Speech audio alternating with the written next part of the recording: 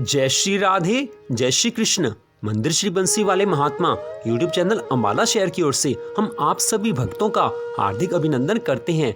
आज हम आपको सुनाने जा रहे हैं श्रीमद् भागवत महापुराण के पहले स्कंध के 15वें अध्याय की परम पावन कथा। इससे पहले की कथा में आपने सुना था कि युधिष्ठिर महाराज अर्जुन से पूछते हैं कि वो उदास क्यों हैं। तो अब आप सुने श्रीमद् भागवत महापुराण के पहले स्कंद के 15वें अध्याय की कथा। इस अध्याय का नाम है श्री कृष्ण विरह व्यथित पांडवों का परीक्षित को राज्य देकर स्वर्ग को सिधारना। अब 15वें अध्याय की कथा। बोल श्री राधा कृष्ण भगवान की जय। बोल श्रीमद् भागवत महापुराण की जय। सूत जी कहते हैं कि भगवान श्री कृष्ण के प्यारे सखा अर्जुन एक तो पहले ही भगवान श्री कृष्ण के विरह से दुखी थे, ऊपर से राजा युधिष्ठिर ने उनकी विषादग्रस्त मुद्रा को देखकर उसके विषय में कई प्रकार की आशंकाएं करते हुए आज प्रश्नों की झड़ी लगा दी है। शोक से अर्जुन का मुख और हृदय कमल सूख गया था, चेहरा भी आज अर्जुन का फीका पड़ गया है। वे उन्हीं भगवान श्री कृष्ण के ध्यान में ऐसे डूब रहे थे कि बड़े भाई के प्रश्नों का उत्तर उनसे देते नहीं बन रहा था। आज सूत जी कहने लगे हैं, हे शौनकादि ऋषियों, धर्मराज युधिष्ठिर की इन बातों को सुनकर भी अर्जुन मुख से कुछ नहीं बोले। वे भगवान मुरली मनोहर के चरण कमलों का स्मरण करते हुए इतने रोए कि वे निरंतर हिचकियां आने के कारण कुछ नहीं कह सके।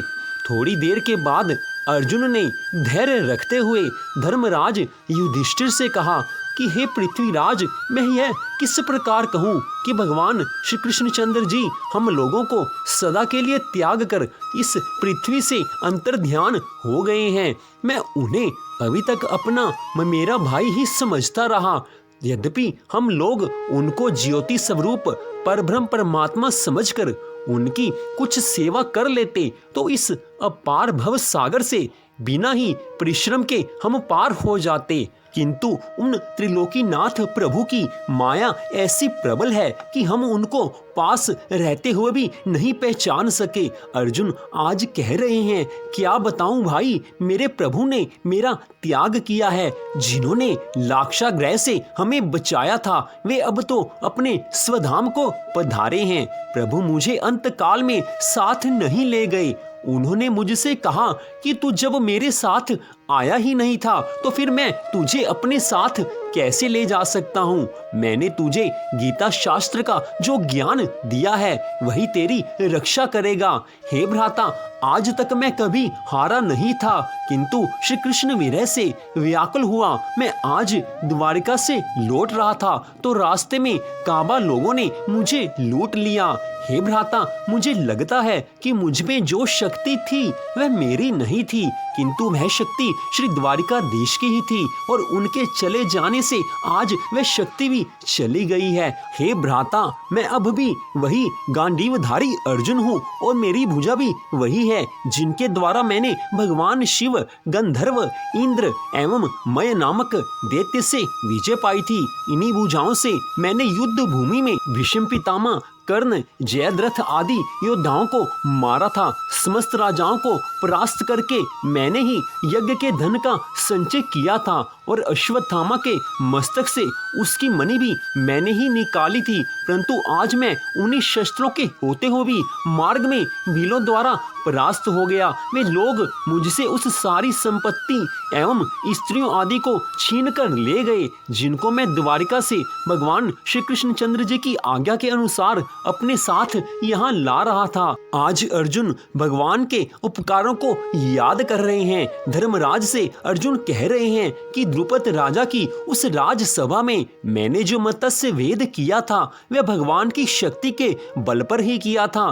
कई महाराजा मत्स्य वेद ना कर सके थे। कर्ण ने सोचा था कि मैं मत्स्य वेद करूं। भगवान श्री कृष्ण ने उस समय सोचा कि कर्ण ने अगर मत्स्य वेद कर दिया तो मेरा अर्जुन रह जाएगा और द्रौपदी कर्ण की हो जाएगी। ऐसा सोचकर ही भगवान श्री कृष्ण ने भरी सभा में कर्ण का अपमान करवाया था। भगवान श्री कृष्ण ने एक दासी को द्रौपदी के पास भेजा।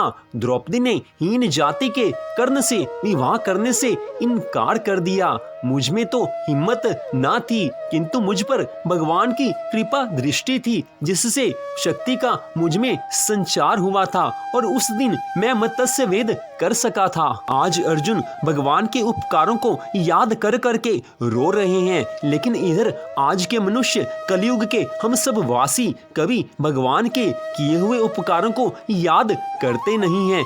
आज तक मौज शौक में, भोग में, पाप में कितना खर्च कर दिया, उसको तो मनुष्य कभी याद नहीं रखता है, लेकिन ब्राह्मण को या किसी मंदिर में जो दान दिया है उसको मनुष्य सदा याद रखता है। अंतकाल में आज मनुष्य चिंता करता है कि मेरी बेटी का क्या होगा, मेरे पुत्र का क्या होगा, मेरे भांजे का क्या होगा, लेकिन आज का ना समझ प्राणी यह नहीं सोचता कि आखिर में उसका क्या होगा। इस जीवन के बाद जब मृत्यु का क्षण आएगा तो उसे प्रभु की याद आएगी या नहीं आएगी, यह कोई सोचता नहीं है, लेकिन अपने पीछे की चिंता करते रहते हैं। जीव सबकी चिंता करता है, लेकिन भगवान की भक्ति की तरफ नहीं बढ़ता। संसार की चिंता करता है, लेकिन यह चिंता नहीं करता कि भगवान से मेरा प्यार क्यों नहीं हुआ, अभी तक मेरा भगवान में मन क्यों नहीं लगा। आज अर्जुन युधिष्ठिर से कह रहे हैं कि हे बड़े भैया, एक बार भगवान ने मुझसे कहा था कि कुछ मांगो। बड़े बड़े ऋषि और महात्मा जन्म मरण के फेरों से मुक्ति पाने की इच्छा से जिन प्रभु का ध्यान करते हैं, उनसे मैंने मांगा भी तो क्या मांगा। मैंने प्रभु से कहा कि युद्ध में मुझे विजय मिले, मैं युद्ध में जीत जाऊं। हे भैया, मुझे तो मांगना भी नहीं आया। जो प्रभु अपना सर्वस्व भक्तों पर न्योछावर करने के लिए तैयार रहते हैं, वो मुझे कह रहे हैं कि अर्जुन तू मांग, आज सब कुछ देने को तैयार हूँ। हे भैया, उन्हीं प्रभु से मैंने यही मांगा कि मुझे युद्ध में जीत मिले। हे बड़े भैया, द्रौपदी से प्रभु का कितना स्नेह था। द्रौपदी के केश पकड़कर दुष्ट जन उसे सभा में खींच लाए। आंसू भरी आंखों से द्रौपदी भगवान के चरणों में जा गिरी। उन्होंने सभा में ही प्रतिज्ञा की कि इस अपमान का मैं बदला लूंगा। जिसने मेरी बहन पर कुदृष्टि डाली है, उनसे इस अपमान का बदला अवश्य लूंगा। और भगवान श्री कृष्ण ने उन दुष्टों की ऐसी दशा की कि उनकी पत्नियां विधवा बनी और उन्हें अपने केश स्वयं ही छोड़ने पड़े। आज अर्जुन युधिष्ठिर जी महाराज से कह रहे हैं कि भैया, वो समय याद करो जब दुर्वासा ऋषि अपने 10,000 शिष्यों के साथ हमारे घर आंगन में भोजन प्रसादी पाने के लिए आए थे, लेकिन हमारे घर में अन्न का एक दाना भी नहीं था। जिस अक्षय पात्र से सूर्यदेव के दिए हुए जिस अक्षय पात्र से सब कुछ मिल सकता था, उसमें से भी द्रौपदी ने भोजन कर लिया था, इसलिए उस अक्षय पात्र से भी अन्न का एक दाना भी नहीं मिल सकता था। उस अवस्था में भी द्रौपदी की पुकार सुनकर भगवान श्री कृष्ण हमारे घर आंगन में पधारे थे। उस समय उन्होंने साग का एक पत्ता खाकर यह कहा था कि इससे सारी त्रिलोकी तृप्त हो जाए। ठीक उसी समय गंगा स्नान करने गए महर्षि दुर्वासा और उनके सभी 10,000 शिष्य तृप्त हो गए थे। प्रभु भगवान श्री कृष्ण ने हमें किन किन संकटों से बचाया था, आज हमें याद आ रहा है। आज अर्जुन भगवान के उपकारों को याद कर करके रो रहा है, क्योंकि भगवान आज अपने स्वधाम को पधार गए हैं। अर्जुन तो भगवान के उपकारों को याद करते हैं, लेकिन आज हम मनुष्य क्या कभी भगवान के किए हुए उपकारों को याद करते हैं? क्या हम कभी भगवान को धन्यवाद देते हैं कि हे प्रभु, आपने हमारे जीवन में सब कुछ दिया है, हमें सुख शांति आनंद दिया है, हमारे परिवार में जो कुछ दिया है, हमारे जीवन में प्रभु जो कुछ आपने दिया है वह काफी है, वह आपकी कृपा से हमें मिला है। आज मानव मात्र का दुर्भाग्य है कि वो भगवान के किए हुए उपकारों को याद नहीं करता, लेकिन अपने जीवन में जो कमियां हो उसको भगवान के सामने कहता है, भगवान से कहता है कि हे प्रभु, मेरे को यह दो, धन संपत्ति दो, मेरे को पुत्र दो, मेरे को पौत्र दो, मेरे को संसार की हर संपत्ति दो, संसार का हर वैभव दो। आपने मुझे दिया ही क्या है? बाकी सब सबको तो आपने बहुत कुछ दिया है, लेकिन मेरे को आपने दिया ही क्या है। आज का मनुष्य जो कुछ उसके पास है उसके लिए प्रभु का धन्यवाद नहीं करता है, जो कुछ नहीं है उसके लिए प्रभु को हम ताने देते हैं। लेकिन यह भक्ति किसी भी तरीके से नहीं कही जा सकती। भक्ति तो वह है कि मनुष्य भगवान के सामने हाथ जोड़कर कहे कि हे प्रभु, जो आपने दिया है वो भी अपनी कृपा से दिया है, हम तो इस लायक भी नहीं थे। जीव मात्र को जो कुछ मिला है, अगर वास्तव में सोचें तो हम जीव उस लायक भी नहीं है, लेकिन भगवान ने हमें जो कुछ दिया है उसमें भगवान का उपकार मानना चाहिए, भगवान का उपकार सदा याद रखना चाहिए, क्योंकि भगवान हमारे भाग्य में जो कुछ लिखा है उससे ज्यादा हमें देते हैं, लेकिन हम उसको याद नहीं करते, उसको समझते नहीं है, हमारी बुद्धि वहां तक जाती नहीं है, इसलिए किए हुए उपकारों को हम कभी याद रखते नहीं हैं। आज अर्जुन रो रो कर अपने भैया को कह रहे हैं कि ये बड़े भैया, जिन भगवान श्री कृष्ण के चरण कमलों का सेवन बड़े बड़े ऋषि मुनि महात्मा जन करते हैं और अपने आप को प्रभु के चरणों में न्योछावर कर देते हैं, मुझ पापी ने उन भगवान श्री कृष्ण को महाभारत के युद्ध में अपना सारथी बना डाला। यह मेरे से बड़ा पाप हुआ कि मैंने उन्हीं भगवान श्री कृष्ण को अपना सारथी बनाया। आज अर्जुन दुख में पड़कर कहने लगे कि हे बड़े भैया, मैं भगवान श्री कृष्ण जी के साथ एक ही थाल में भोजन करता था और हम दोनों एक ही बिस्तर पर शयन करते थे, वे भगवान होते हुए भी मेरा बड़ा आदर करते थे। अब इस तरह से मेरी रक्षा कौन किया करेगा, कौन मेरा इतना आदर करेगा, अथवा हम किसके बल पे उतना घमंड करेंगे। इतना कहकर अर्जुन बोले, हे भ्राता, गोलोक धाम जाते समय भगवान श्री द्वारिका नाथ ने अपने सारथी दारुक द्वारा मेरे लिए यह समाचार भिजवाया था कि तुम द्वारिका के समस्त स्त्री पुरुषों, बालक वृद्धों और धन संपत्ति को हस्तिनापुर ले जाना, और तुम्हें जो गीता ज्ञान बताया है उसके अनुसार शरीर को स्वप्नवत तथा चैतन्य आत्मा को सत्य समझकर माया मोह से अलग रहना। आज अर्जुन रो रहा है, सब पांडव आज रो रहे हैं। जिन भगवान के साथ वो हर समय रहते थे, आज वही भगवान श्री कृष्ण अपने धाम को पधार गए हैं। पांडव आज वीरय से बड़े दुखी हो गए हैं। शास्त्र वाणी है कि जो दुख उस समय पांडवों को हुआ है उसका वर्णन शेष महेश गणेश भी कभी नहीं कर सकते, क्योंकि वो भगवान श्री कृष्ण जी के साथ पांडव हर समय रहते थे। हम साधारण मनुष्यों के जीवन में भी जब कभी ऐसा क्षण आता है, कोई हमारा प्राण प्यारा हमसे दूर चला जाता है या हमसे रूठ जाता है और हमसे दूर चला जाता है, तो जो हमें कष्ट होता है, जो पीड़ा हमें होती है, उसको हम वर्णन किसी भी तरह से नहीं कर सकते। हम केवल दुखी होते हैं, उसका वर्णन हम नहीं कर सकते। जब हम साधारण मनुष्य भी अपने प्रियजनों के वियोग से अनंत काल तक दुखी रहते हैं, अपने दुख को किसी को बता नहीं सकते, तो उन पांडवों की व्यथा को कौन कहे कि जिनको भगवान श्री कृष्ण सदा सदा के लिए छोड़कर अपने गोलोक धाम को पधार गए हैं। आज सभी पांडव दुखी हैं, किए हुए उपकारों को याद करते हैं। श्रीमद् भागवत महापुराण की यह कथा, यह प्रसंग मनुष्य को सावधान करता है कि जीवन में जो भी उपकार प्रभु ने किए हों उनको सदा याद रखना। प्रभु जो उपकार करते हैं, प्रभु ने जो कुछ दिया है उसमें सदा प्रसन्न रहना। मनुष्य मात्र को जीवन में जो कुछ सुख संपत्ति मिली हुई है वो सब उस प्रभु की, उस मुरली वाले की, उस बंसी वाले की देन है, भगवान श्री राधा कृष्ण की देन है। इसलिए सदा जो कुछ भी मिला है उसमें आनंद मनाना चाहिए। हम सभी मनोकामनाओं को तो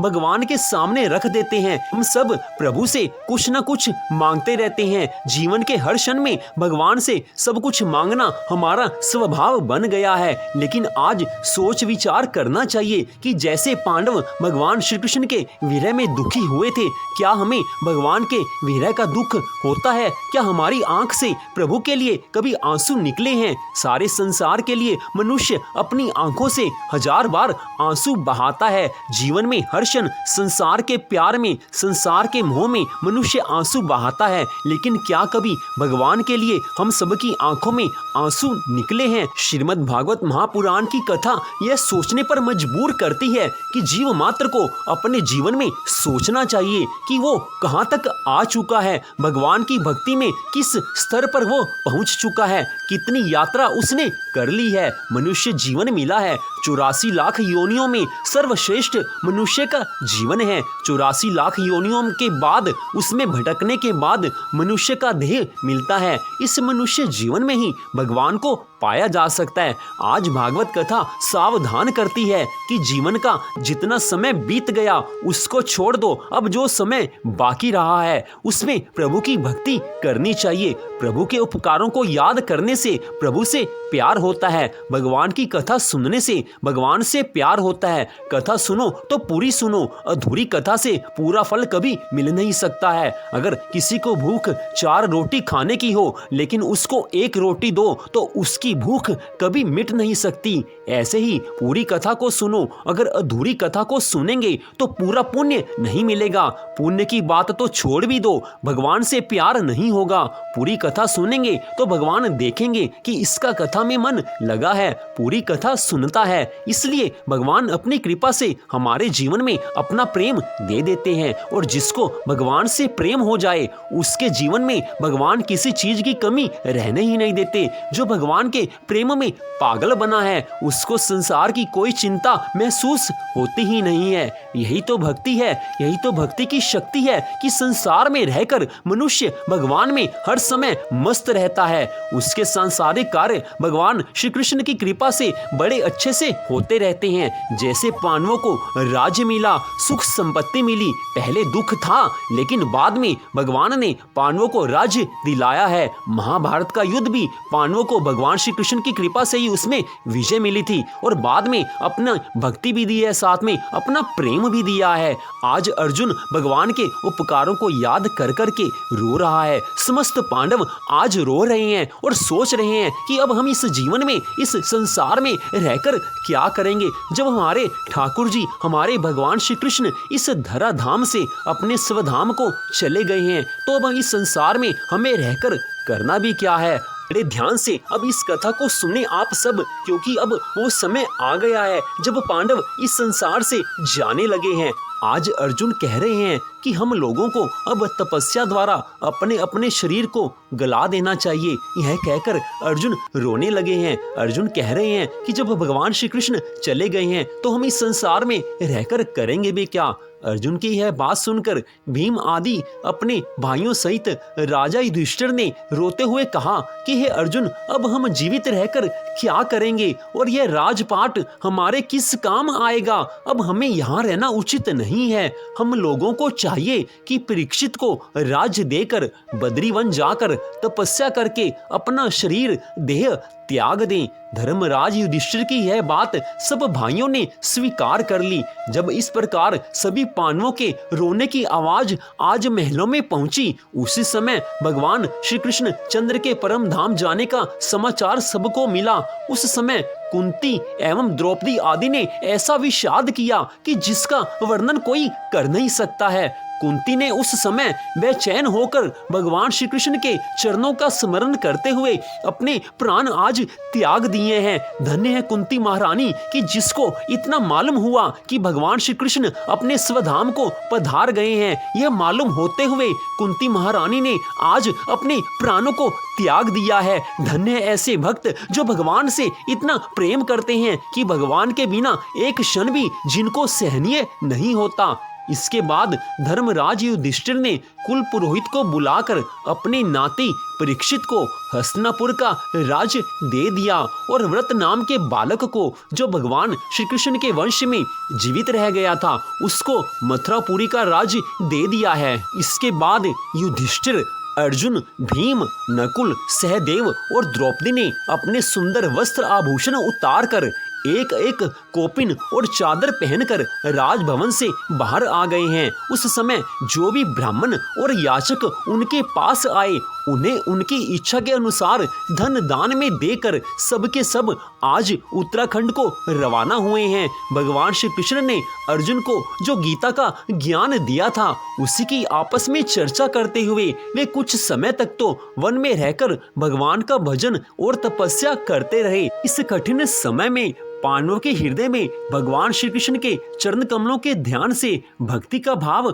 उमड़ आया है। उनकी बुद्धि सर्वथा शुद्ध होकर भगवान श्री कृष्ण के चरणों में स्थिर हो गई है।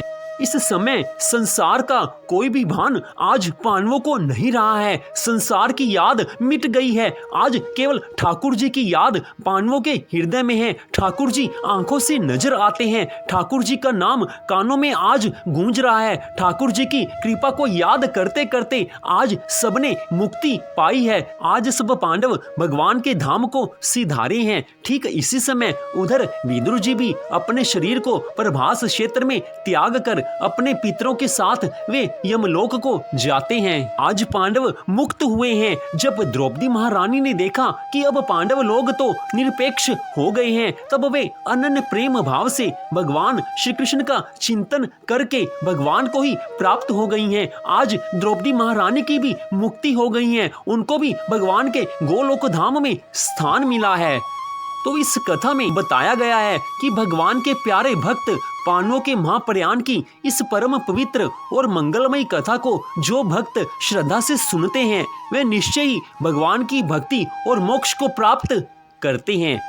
तो इस प्रकार श्रीमद् भागवत महापुराण के पहले स्कंद के 15वें अध्याय की कथा का यहीं पर विश्राम होता है। इस कथा को जो श्रद्धा भावना से सुनते हैं, उनको भगवान की भक्ति मिलती है और उनको अंत में मोक्ष भी मिलता है। यह श्रीमद् भागवत महापुराण में इस अध्याय में अंत में स्पष्ट लिखा गया है। तो मंदिर श्री बंसी वाले महात्मा यूट्यूब चैनल अम्बाला शहर की ओर से आप सभी भक्तों का हार्दिक धन्यवाद कि आपने इस कथा को सुना। आपसे निवेदन है कि इस कथा को आप आगे शेयर करें और भगवान की भक्ति से भरी हुई इस कथा के कमेंट बॉक्स में भी कोई ना कोई भगवान का नाम अवश्य लिखकर कमेंट जरूर करें, क्योंकि इससे और लोग भी भगवान के नाम को पढ़ेंगे। तो आप सबका हार्दिक धन्यवाद। भगवान श्री राधा कृष्ण जी की कृपा सदा सर्वदा आप सब पर बनी रहे। इसी मंगल कामना के साथ जय श्री राधा रानी सरकार की, जय श्री कृष्ण भगवान की, जय श्रीमद् भागवत महापुराण की। जय जय श्री राधे, जय जय श्री राधे, जय जय श्री राधे श्याम।